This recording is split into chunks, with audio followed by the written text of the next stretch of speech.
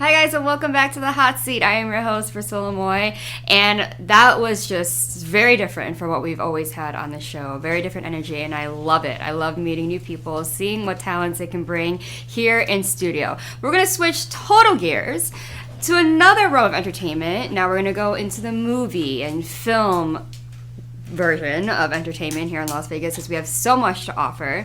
Now, he has had a long history working in film, on behind-the-scenes things, doing props, doing all of the other things, just working his way up to where he is now. He is now a CEO of his own production company, Cybrid Entertainment, and also has a movie out now, streaming, and just hitting all of those different blockbusters. So everyone, please welcome Mr. Evan Allen.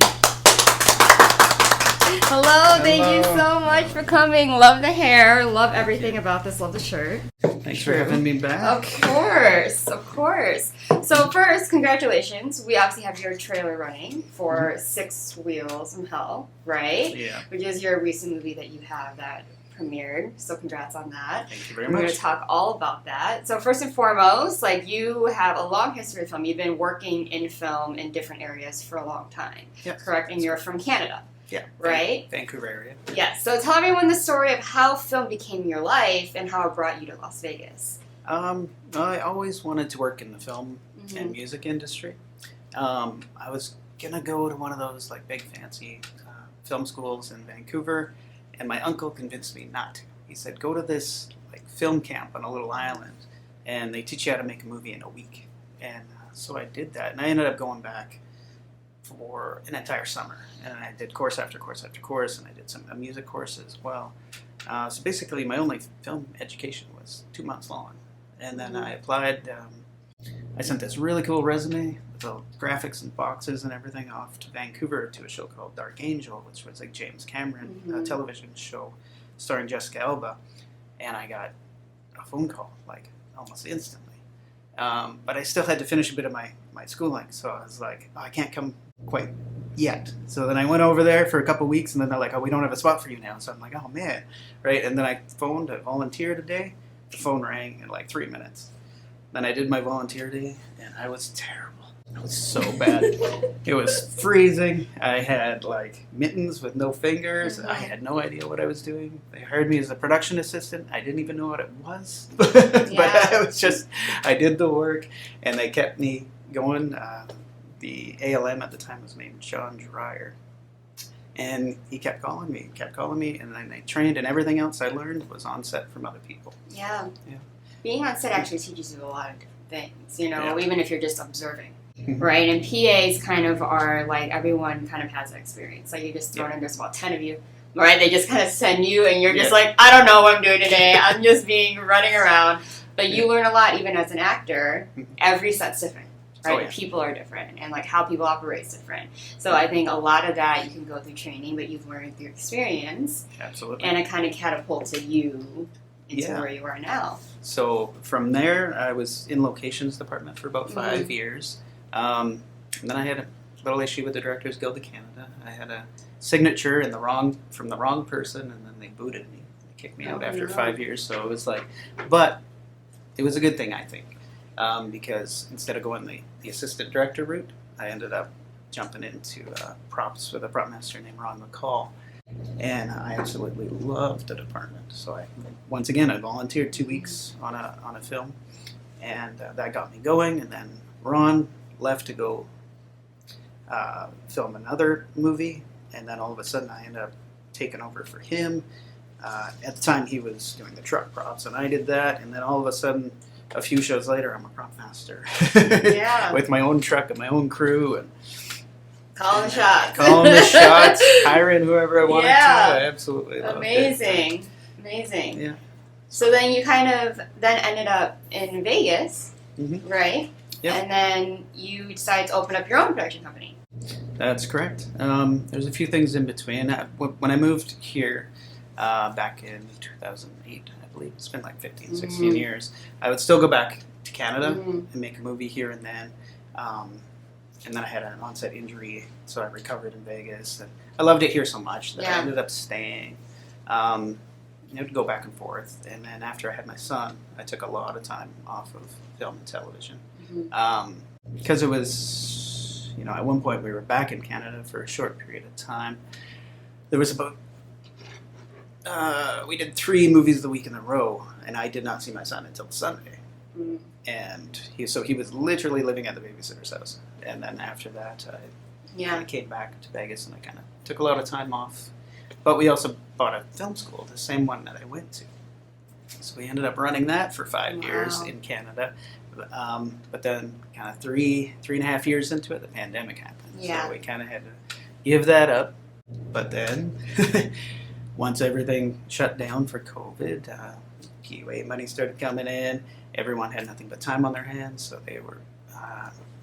I met Mark, the star of this movie. He just came over for karaoke one time. He hits me up on Facebook, said, let's make a movie. I'm like, all right. So we started writing it, and it took so long to get my first PUA check that it wasn't enough for the whole movie, but it was a bit of a lump sum. It was enough to at least start shooting. Yeah. And so that's what I did. I invested the money into the movie, picked up another investor along the way, and then all of a sudden, a few weeks later, we had a movie in the can. Had a movie.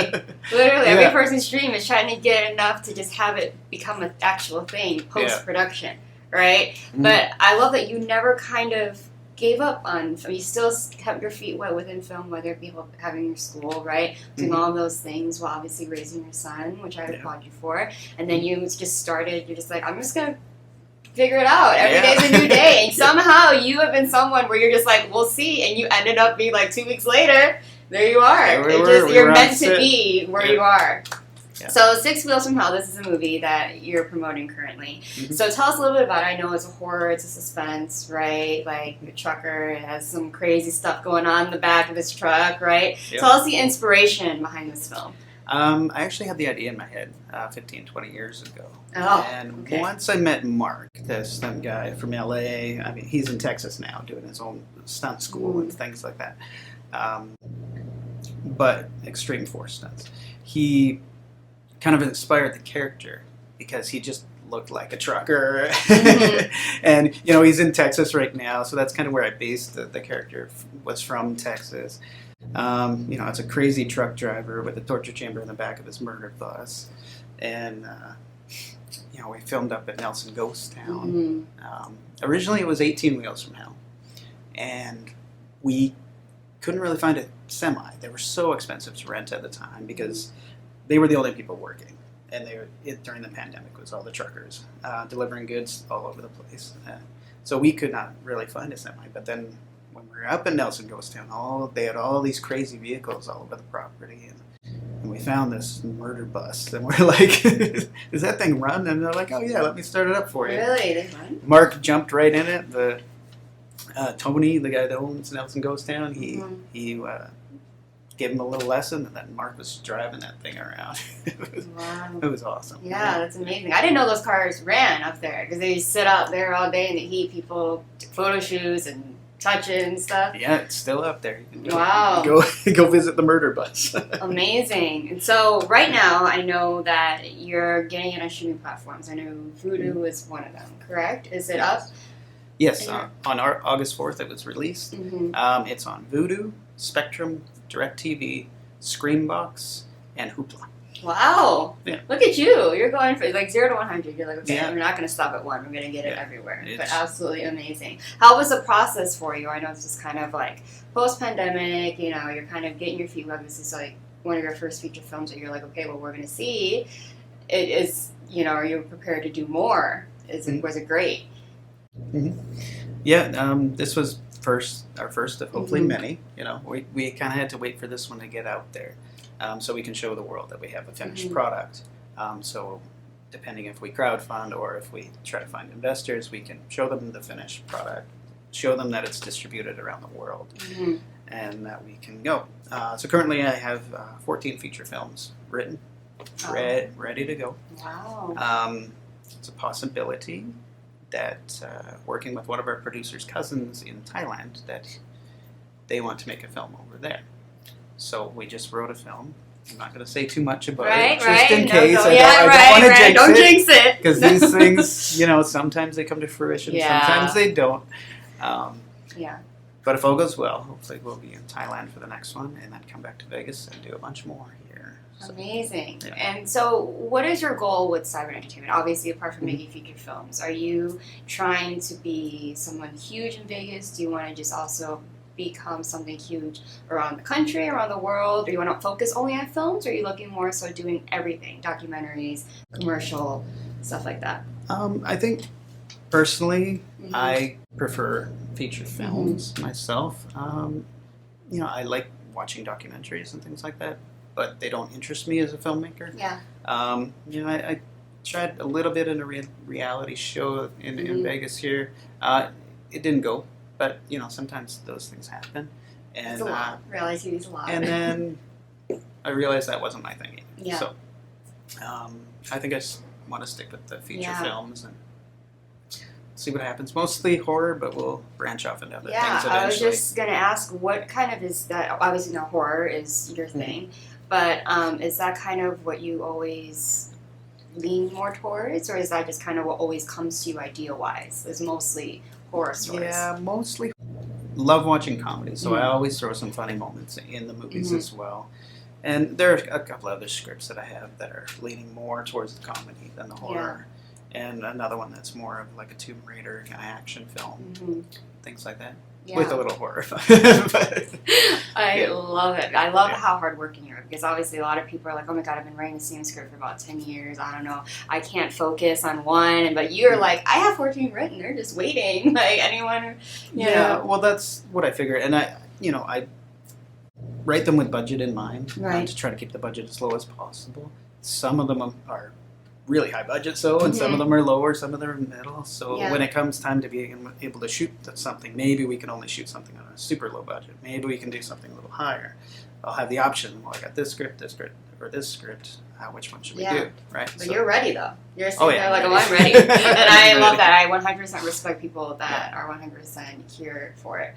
So was there a time when you started working in film that you always wanted this to be the end result? That you saw yourself doing this, or do you just kind of figure it out as you went along? Yeah, I mean, I've only ever had two dreams, and that was to work in movies and music. And in Vancouver, I also, before all the movie stuff, I was in a band called Yeah Whatever, which is a shirt, which is also on the soundtrack for Six Wheels from Hell, which is on AmelianRecords.com. AmelianRecords.com. So yeah, I always wanted to incorporate music in movies. So this Six Wheels from Hell is very music oriented. We got a bunch of Canadian bands on there, some from America. We got a Brazilian band on there, and then the whole movie is just filled with wicked awesome music. I love it though. You're bringing all of what's true to you into your work of art and giving them a chance to shine. So with you being in Las Vegas. And film, obviously, being an up-and-coming thing here. It's called now Hollywood 2.0, right? You got Mark Wahlberg. Everyone wants to have a production company here now. What do you see as a future for Las Vegas? And do you feel it's important to start to look at Las Vegas locals talent versus always outsourcing? Because I know that's a very popular thing for things filmed out here. Very good question. Well, I feel like I've been here 15 years. I've only ever made one movie in Vegas, and I had to do it by myself. I had to do it on my own. Because the industry is very small here. There are some companies like the Mahal Empire that are doing very well. They've, figured out how to crowdfund like phenomenally, and so they've been able to make a career out of it. For a lot of people, crowdfunding is a 24/7 job. It is very, very, very difficult, and especially people are, it's hard. People don't have money these days, and the pandemic and inflation and everything. It's hard to ask people for money, right? And that kind of thing. So I think if Sony builds their studio here, if Disney builds their studio here, it'll open up a lot of doors for the filmmakers here, and I really hope they do. I hope the tax credit comes through. I emailed the governor, and she, not the governor, one of the senators that was proposing the bill in Nevada. She emailed back. Very good response, and they're working very hard to get the bill passed. I haven't checked in on it to see if it has yet or not. So hopefully that all goes well, because that would open the doors for all of the filmmakers that are already here that have experience, that can step into those roles in the studios, which would then some of us are driving for Lyft and other things like that, trying to get by. But if we have those opportunities, we can then subsidize our independent films by working on the big productions as well, because we'll be getting the big paychecks again, like I used to in Canada. I miss those days. Yeah, because everyone focuses on LA and New York or big cities.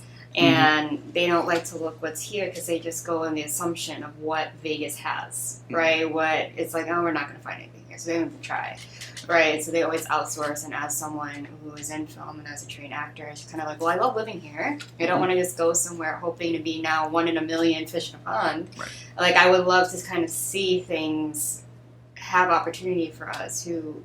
No, we have the talent, and everyone's coming to Vegas. Vegas has places where people can film because everything's coming to commercials, right? Tons of stuff they shoot for hotels. Yeah. There are different things. So I always love getting a filmmaker's point of view because when you look for talent, so obviously you're also a writer of your films. You obviously have someone in mind, a type of actors in mind for your characters. Do you prioritize trying to give people those chances that maybe can't? Yeah.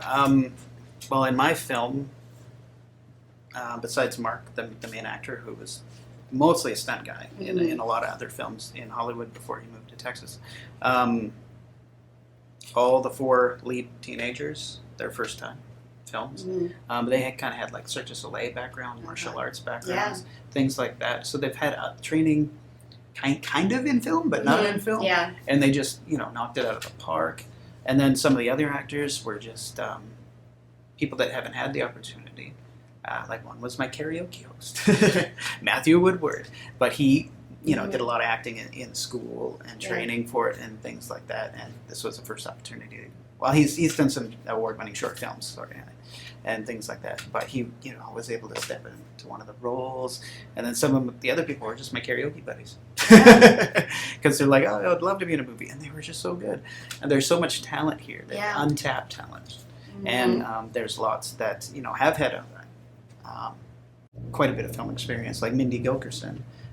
She moved to Atlanta actually now, but she's been in tons of movies in Vegas. She's managed to find her way into all those little indie films. Now she's doing very well for herself in Atlanta. Moved her whole family up there because the film industry is so big there in Atlanta.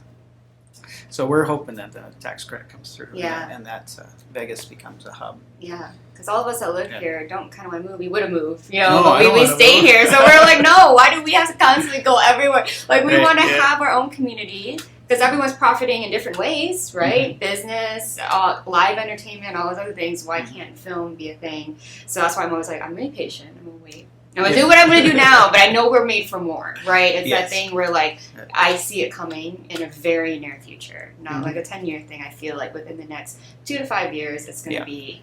Yeah, I think it's going to grow, and then it's going to grow. The need for film education is going to get higher. The need for people is going to get very high as well, too. Especially, if one studio comes, then another one's going to come. Then another one's going to come. And then all of a sudden, there's going to be... Like in Vancouver, I mean, when I was working there, I... sent out 2 resumes in my entire 20 years of film there, because I would just go from one production to another, to another, to another. Why? Well, there's 2 reasons. The Canadian dollar, and when you convert it, you save on your American dollar. But then their tax credit is so good that it just kept Hollywood coming back over and over and over and over. And I was always busy. I always had work. That's the best thing that you could do. It's just, as long as you're always busy, that's the best of every artist's dream, right? Exactly. Amazing. But all it takes, I always say, is one person to start it and then to show that it's possible, and it becomes a domino effect. So, and I'm glad that you're already stayed in your place. You're like, hey, I already have started here. You guys can't get rid of me. I did it before everyone else did. You guys just didn't believe in it, Well, there were a few people before me. Right. But your guys right now there's no big Warner Brothers, no big Disney yet. We're all very local and we're all very proud of those things. So as you should be. Love seeing your hard work. Now I'm going to ask you one more question, as I did, the previous guest before you. Is there a philosophy that you live by? Oh, philosophy. Well, I just like being nice to people. I think starting as a production assistant and not being treated very well for quite a while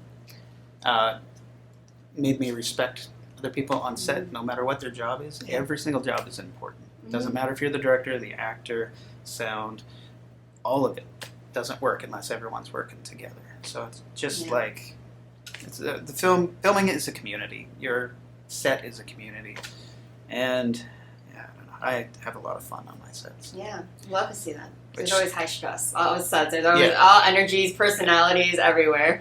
Which was kind of funny on occasion because right before like an intense torture scene, I'd just be on the radio cracking everybody up, and then they'd have to like. Right, like stop! I can't. You understand, like.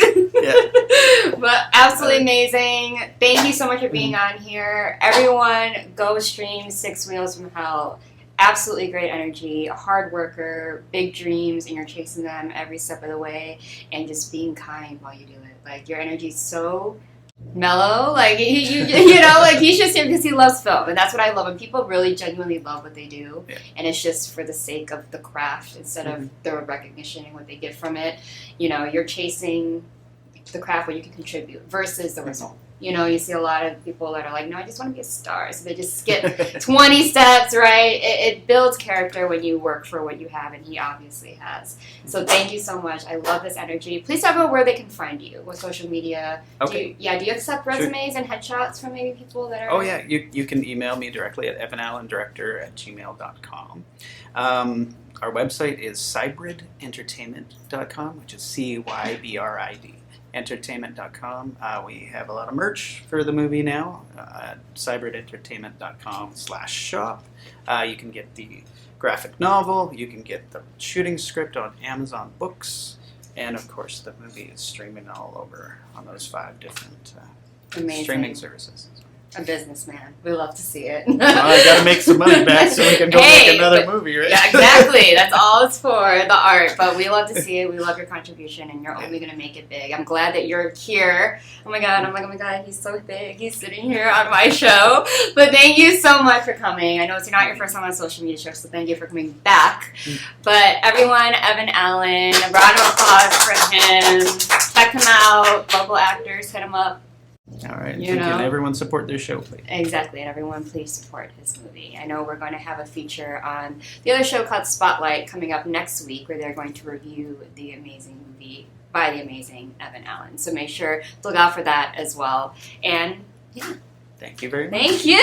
When we come back, you know, I always know I'm not done talking. So I'll see you guys after the break.